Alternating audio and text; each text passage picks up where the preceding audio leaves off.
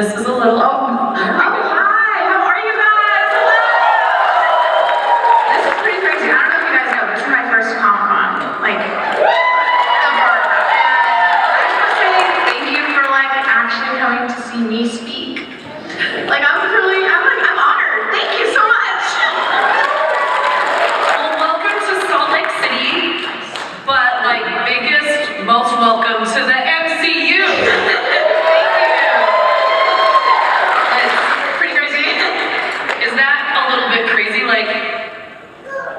The MCU, right? Let's all take it in for a minute. The MCU. Let's just jump right in, shall we? Like, how old were you when you decided to act? And, like, what helped you make that decision? Yeah, I mean, I have been acting kind of my whole entire life. I did musical theater from the age 5 to 12, and I did 22 full-length musicals. Usually when I tell people that, they're like, what? Oh my God, that's a lot. I'm telling you, I was a musical theater geek. I loved musical theater. And then at 10, I started doing on-camera acting. And then, I just kind of lived in acting my entire life. Mainly because my mom worked on set as a set decorator for TV shows and movies, and so I kind of lived literally on set.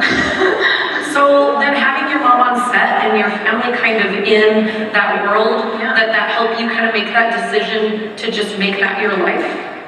Well, it kind of was my life already. I didn't really have a choice. But I mean, it was my mom's decision to put me in musical theater just because she was like, okay, girl, you are a clown and we need some place to put you because I can't have this running around on set. And I loved being on stage. I loved performing, and I loved singing and dancing, and mostly I just loved the community of just like feeling like a part of something. I love that. And of course now Marvel has a musical. I know. Oh my gosh, I saw that. I literally died. That was funny. I enjoyed that. All right, I want to ask you like the hardest question. Okay. What is it like to be a part of the biggest superhero franchise in the world? I mean, it's overwhelming sometimes. Mainly just because when I got the audition, obviously I knew, when I started testing for the audition, I got to England to do my test. I realized, okay, well this is for Marvel and this is for America. How much is she really in this movie? So I got the part and I got the first script and then I realized, oh my gosh, she's like in the entire thing. What? I think it's like when you get cast as like an MCU superhero, it usually goes to adults who are award-winning actors and have a bunch of credits, and I don't have that. But you did all those musicals. Victoria Alonso and Sarah Finn for just believing in me and thinking that I can do it. Because that's a lot of trust. I mean, to put some girl in a big Marvel movie like that's gonna be in almost the entire thing. It's a lot. Well, I have to say, like, how many of you love Doctor Strange Multiverse of Madness?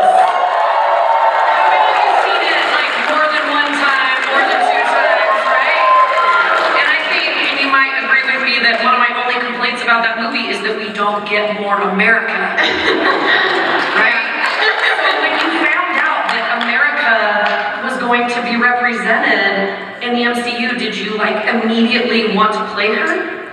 Well, it was kind of interesting. I had no clue that she was going to be in the movie. I hadn't known of America before I had the test. It wasn't until I actually got to the test and they told me that this entire audition process was for Marvel and it was for Chavez. And I was like, okay, I gotta do some investigating. I gotta look into this. I gotta just immediately start reading the comics. And so I did that. I started reading a bunch of comics and I just instantly fell in love with her. I just loved her sass. I loved her clothing. I loved everything about her.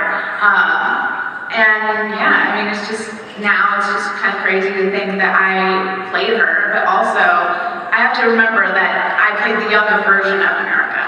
which is also another level of why it was a little hard. It was because obviously the comics that I was looking at and was kind of using as a resource was an older version of America. She was 18 and sometimes older, and so I had to kind of think, okay, what made her the person that she was in the comics, and kind of put that into Doctor Strange, which was hard because most of the time she was screaming and running away from Wanda. It's fine. I think that everyone can agree with me in the audience that like representation is important. And you know, you are now a Latin American superhero. A Latin American female superhero. Now for me, like I'm a 43-year-old woman, but like to see that on the big screen in this movie that's called Doctor Strange in Multiverse of Madness, like it's still such a big deal for me to see that. What is that like for you? Like how important is that for you to be this representation? I mean, for me, obviously I feel honored, but it's a whole other level when you're on the streets and you're just walking to wherever you're going, and some girls just stop you and they're just like, oh my gosh, Xochitl, you are just such an inspiration, and it means so much to me that you're on screen. I feel like my story matters because I see you on the big screen, and it's just, and they like cry, and they are literally shaking in my arms, and I have to like hold them because I'm telling them it's okay, you know, I'm here and we're chilling. But it's just, sometimes I forget how big of a deal it is until those moments happen, because I'm like, oh yeah, I was in a Marvel movie, whatever. Until things like that happen, and they happen over and over again, and I go, wow, like, it's crazy. And also it's just crazy to think, the other day I was talking about how my mom put me in martial arts, because I've been doing martial arts for a couple years now. But when my mom first put me in martial arts, she was like, okay, you're gonna do this because, you know, you never know, there could be a young Latina superhero, you never know. And I was like, that's never gonna happen. I'm never gonna play a superhero. I'm never gonna be in a blockbuster. That's just not gonna happen. I don't know what you're talking about. But she kept making me go to classes, and I kept going, and I ended up loving it, and then, lo and behold, here I am. Listen to your moms, everybody. Listen to your moms. Literally. But I mean, can we give that a round of applause, though? Yeah, if it wasn't for her, I'm really trying not to get emotional about just that story, your story about your mom saying it could happen, and you thinking like that's never gonna happen, and it's here. Yeah. And even at D23, Marvel announced a whole, Latin cast superhero series.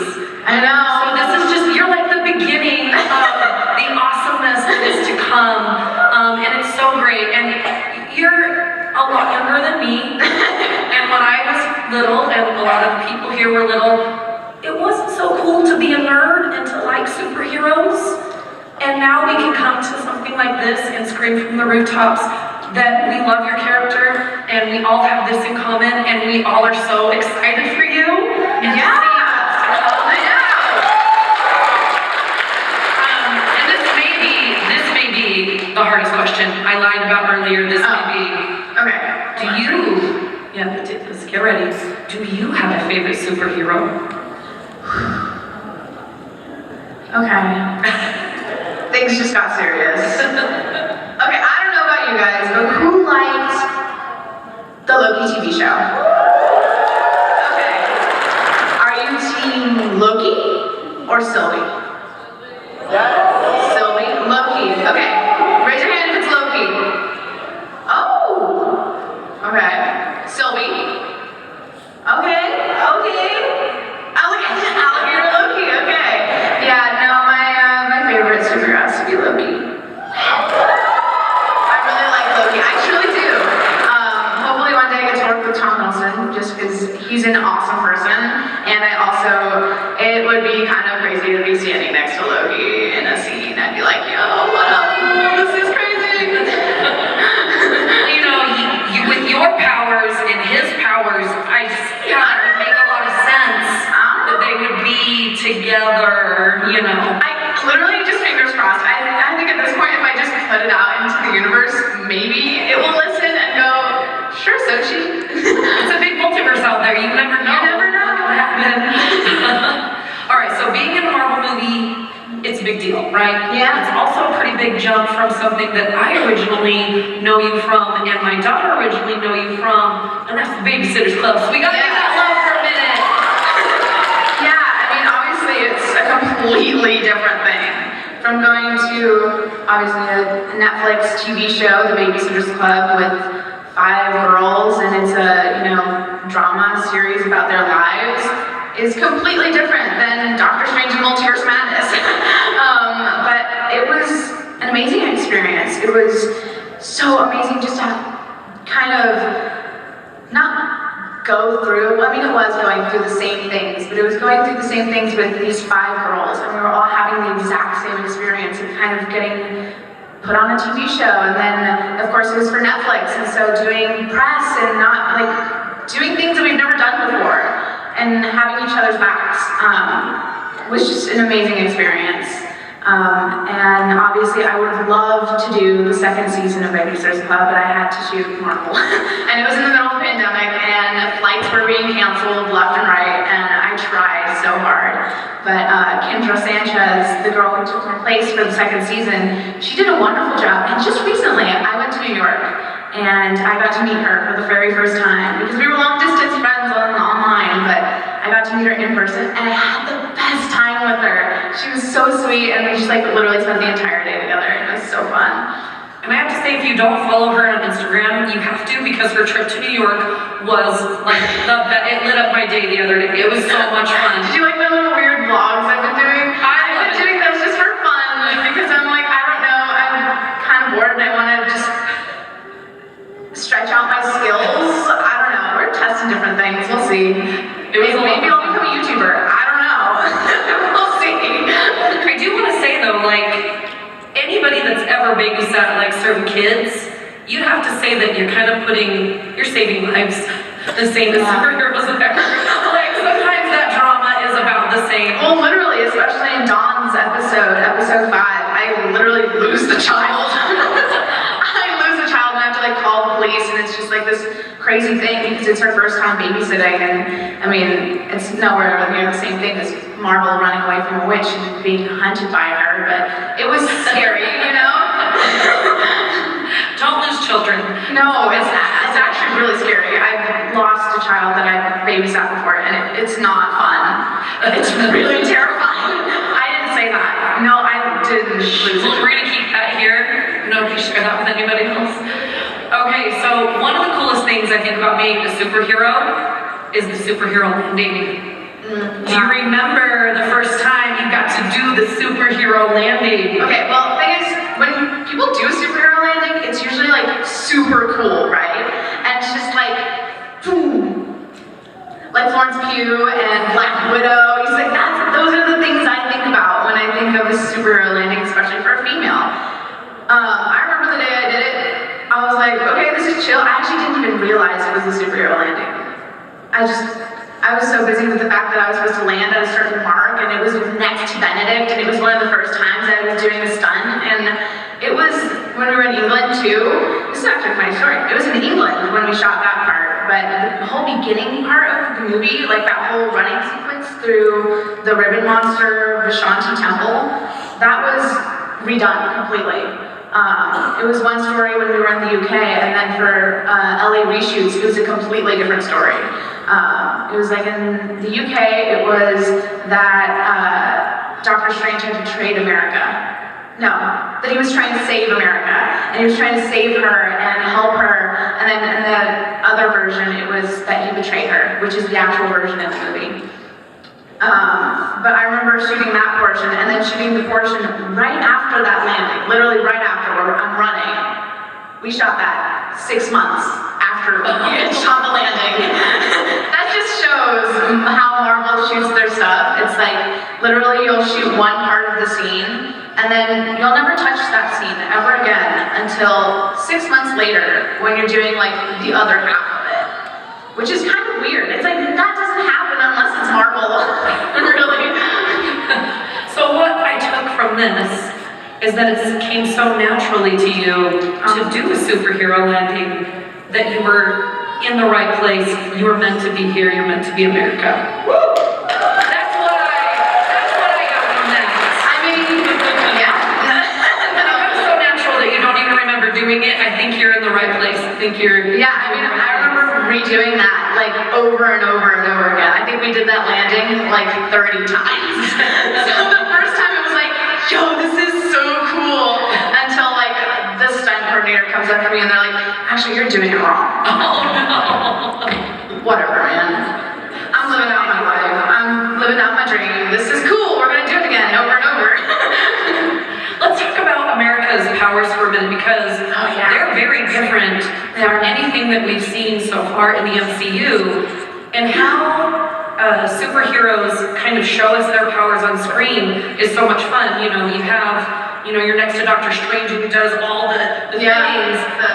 So you emoting your powers, how did you figure that out? Because it is a little difficult to like emote what you're doing. Yeah, well, especially with America, since obviously throughout the entire movie, she doesn't really know how to control her powers. And so it just happens when she's really scared or something absolutely terrifying is happening, or it's because the Scarlet Witch is literally taking the power out of her. It was really tricky because I didn't really understand how it goes, because obviously I've never played a Marvel superhero before and I've never worked with green screen before. But it was all because of, VFX and special effects. They had this previs. And a previs is basically a cartoon version of the movie, so that I'm able to see what the world looks like around me, since in real life it's just green. And so it's kind of like I get to see how big the monster's supposed to be. I know what my stunts are going to be. I know what kind of the vibe is going to be when it's actually in the movie. And that really helped me a lot, because especially with the Star Portal, I had no idea what that was going to look like. I just read it in the script and I was like, that's sick. Now how's that going to turn out when I'm actually there? I don't know. And it was really cool watching it, obviously on this cartoon version of it, because it helped my imagination go, okay, well when I get lifted and I have to like roll my eyes and like shake around and stuff, I swear it looks so stupid in real life. I was like, the first time I did it, I had no idea what I was doing. I was just like, okay, I'm just gonna like go for it, right? Because I see Elizabeth, she's just going for it, she's just doing her thing. I'm gonna do it too.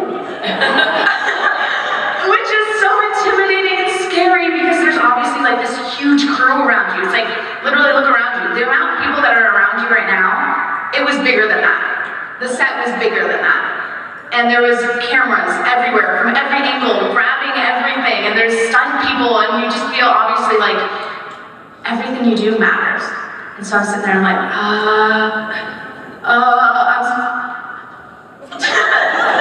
literally, I was like, okay, you're here to do your job, just literally start screaming and shaking around and it'll work out. And then actually when I first saw the cut of it, and I saw the star behind me, because they're cutting the movie as we're filming. So they're already adding special effects, they're already adding visual effects behind me, literally while we're shooting. So the next day, I was able to see what we had shot the day before, and if it was me like running down the streets of New York, the things were supposed to be crashing down, when it was really just me running down the green screen. Literally the next day, it was me running down New York with things crashing down. It was insane, and it just helped me a lot, because it helped me, obviously, with my imagination, but it also helped me go there, because I could be like, okay, well, obviously that was not big enough. I was running like I'm just going for a jog, when I should be literally running like I'm running for my life, which is hard. When you're running for your life. You've never had to run for your life. No. Right? So being a superhero, obviously, what you just explained is super difficult. There's a lot that goes into that. But another big part of the movie is this is a very emotional roller coaster for both you and Doctor Strange, right? Yeah. And your relationship with your moms in the movie is so important for your character, because that's how she really learns how to hone in on what her abilities are, because she's trying to get back to her moms, right? Yeah. And that showing that emotion when you go in that flashback scene, explain how you got there and kind of going through those emotions and trying to pull those in, understanding how important it is for the character. Yeah, I mean, that was a really important scene for the character. Yeah, I mean, that piece, I remember when we, this is a funny story. I remember when he shot that because obviously I was in this moment of like watching my parents literally get sucked into a different universe and getting them like torn away from their daughter. And they had shot that like a week before, so I was able to just watch it on a monitor and like kind of genuinely react to it. But a part of it was also because the monitor had broken down, so I could no longer have the visual for me. And so I was like, okay, well, I still need to get the timing of it all right. And they're like, okay, don't worry about this, we got you. We're gonna have the guy read the script of what's actually going on in that scene, and you can just react to him talking about it. And I was like, okay, yeah, that's not the same, but of course. I swear, this was exactly what it was like on set. The parents get sucked into the portal. There's wind flying. Oh, and they're sucked into the portal. And her parents, oh God. America is left alone. She doesn't know what to do, lost. Oh, she's sucked into the portal. I was like, I'm an actor, I can do this. This is my job. And I mean, I'm just glad it turned out that way it was because it was so hard for me not to laugh. I mean, it's literally the silliest thing ever. It's just this guy, like, he's like truly loving the fact that he's talking about the script. He's like, and she's being sucked into the portal. It's like, go off. I think you should get an award just for being able to not laugh at that. That's crazy. It was pretty funny.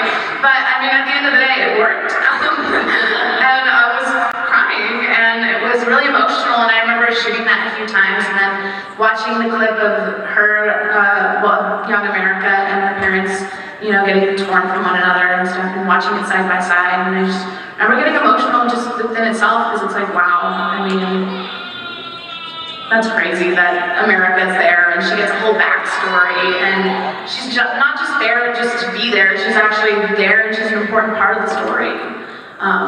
And that within itself made me emotional. But probably also helped the day, because I was like, oh, I'm here. Well, I loved it, and that scene was amazing, and the storyline with her and her moms, you know, I think it was very important for a lot of people as well to see that on the big screen. Yeah. When I found out that I got to be here today with you, I was super excited for a lot of reasons, but this was one of the most important things I wanted to ask you. We had the idea about the pizza balls, and where do we get the pizza balls? I want the pizza balls. I remember when we shot that because they asked me if I wanted savory or sweet, and I was like, okay, you know, I'm supposed to be on a diet, you know, I'm supposed to be working out, I'm supposed to, you know, be eating the right things, so I was like, I'll go savory. Worst mistake of my life, oh my gosh, it tastes so bad, but I had to, Delicious, don't ruin it. They look delicious because of the special effects. Right. And like the VFX, they like made it look like drippy and like literally looked delicious when it was not that in real life. It was so gross. I'm just happy you guys didn't see that version of it. I'm just hoping in like Avengers Campus at Disneyland, they have a place that sells the delicious versions of pizza balls. Who wants a pizza ball? Like, we're gonna share pizza balls at Disneyland, yeah? I know, apparently in the UK, like Pizza Time or something like that, already working on that. I mean, come on, Disney parks, let's do it. Let's do this. We will start a campaign. Yeah. Okay, so we got to visit a lot of universes, a lot of multiverses in this movie. If you had to pick one of them to be in, one of the ones in the film? yes, in the film, which universe would you stay in? Well, I remember when we were shooting I forgot what, I mean, we shot like 618, 617, 616, 615, 613, 612, I don't know which one was which one, but there was one with all the flowers. There was the one with the scene with, you know, America watching her parents in the, what was it, memory portal? Is that what it was called? Memory lane. That's That's what it was called. I remember just loving that set just because it was decorated with flowers and greenery like everywhere, and it looked beautiful. I was like, man, why can't LA be like that? You know, why can't the world just be rainbows and butterflies and flowers everywhere? I love it. I think that would be a good place to stay for sure. All right. With everything that you've experienced so far as America, and I know it hasn't been a lot, but what would you like to see next for America? Well, obviously we leave, I don't want to spoil it if you guys haven't seen the movie, but I would hope you have. But at the end of the movie, we see America at Camartage, and we finally see her, you know, throughout the movie, she's lonely, and she's searching for a place to call home, and she just wants a regular life, sort of. And to just see that she kind of has that person with Wong, you know, that person who can guide her and, you know, teach her stuff, you know, teach her discipline. I think that's perfect for America after all that running alone. But especially at Camartage, I think she'll learn obviously a new different type of power and hopefully harness her own. But I mean, for the future, I have no clue. I wish I knew what was going to happen in the future. What I can say is we did learn some stuff at D23. We did. We learned a little bit of things at D23. We learned about the Multiverse saga. I mean, I have no clue. They tell me nothing. But the title alone, how could I not? You know? Multiverse? I don't know. Maybe it's just my imagination. When you see Wong, you're gonna be like, Wongers! Wongers! I love it! Wongers! That's why I had to. That was perfect. I've been saying that around my house ever since I went to the premiere, and I saw that episode. I was like, oh my gosh, this is such a character, and that actress, I forgot what her name was. I'm so sad that I forgot her name. But the way she plays that character is absolutely amazing. It's so funny. That's gonna haunt him for the rest of his life. I know. Wires everywhere and everywhere. Okay, so speaking of like, that they don't tell you anything, once you do know things, there were so many reveals in the Multiverse of Madness. Like, if you haven't seen it yet, I mean, what are you doing with your life? What are you doing today? Like, it's streaming, you need to see it. Yeah. But we know some other people that are in the MCU that don't like to keep secrets that they're supposed to. How did you keep all of those secrets? How were you able to keep that in? I just don't have friends. That is not true. You have at least 500 right here. No, that's a joke. I have friends. I love my friends. But no, it was pretty easy just because, I don't know, I was just like, I'm so lucky to be here. If anything got leaked, and it possibly could have been me, I don't know what I could do with my life.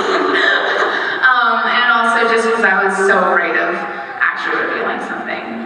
But also it was just kind of like knowing that secret and be like, I know something you don't. Yeah. You know? I feel like you need to have this discussion with Tom Holland. Yeah, Like, he needs to go through some kind of schooling on how to keep a secret. Yeah. Like, owning in on that would be Well, it was a good really, superhero. one thing that was so amazing was that Marvel gave me a phone to just record things that were happening on set. And so I got to kind of document my journey, which was kind of crazy because I had never seen anyone do that before. And I turned in the footage, I kept some of the footage for myself because I was like, I want to keep these memories, you know? And I never saw that footage really go up anywhere, and so I was like, okay, well, let me just start making some TikToks and editing these clips. I mean, I think fans would really like to see behind the scenes stuff and see how it works. And people ate it up, they loved it. It was crazy. I just saw the numbers literally going up, and I was like, oh my gosh, people love this. I mean, of course, they want to see how it works. I want to show them how I'm like lifted into the air, how I have to fall, how I have to watch my stunt double do it, and working with Benedict and, you know, the different actors, especially with Elizabeth, you know, I know there's lots of Wanda stands out there. So I had to feed them with some, clips of her on set. And yeah, I mean, it was also emotional to watch those clips too, because I'm like, wow, look at me go. I was only 13 when I started doing that, and 14 when I was on the set, like actually working. I mean, it was kind of insane because, I mean, I started a process when I was 13 and the movie came out a couple days after I turned 16. So that's a long time of my life. And so kind of getting to edit those videos and watch how I grew up and also watch how I got more comfortable just owning it and just doing it and going all the way was really emotional for me. And how crazy is it that you can just call Elizabeth, Elizabeth, and Benedict, Benedict? 16 years old. Like, right? Am I right? Yeah, I mean, it's pretty crazy. I'd be like, yes, sir, Mr. Cumberbatch. Yes, sir. No, it was fun. I mean, there's lots of fun memories we have on set. I mean, especially with Benedict. I mean, there was this one time where I was really bored on set because I had no homework. I had already finished it. We were doing reshoots in LA, and they were a lot more chill about everything. So I decided to be a PA, which is a personal assistant, a set PA for a day. And I cooked some of his food. I made his smoothie, his date banana smoothie, and I watched his food get made and like presented on this tray. I was like, I get the same food as you, and it doesn't get put on this whole display of like a tray and like, you know those weird little silver things that go over the dish? Those fancy things, it's like usually at like room service. Yeah, he had that. And I was like, where's this? I need this. And there's like a little flower on his smoothie with a little bow and a mason jar. And I was like, this is so cute. And so I knocked on his tray. I was like, hi. And he's like, what are you doing? And I was like, I'm here giving you your lunch. And I remember him just being like, why? And I was like, this is for fun, you know, I'm just here to have a good time, especially since I was the only kid on set.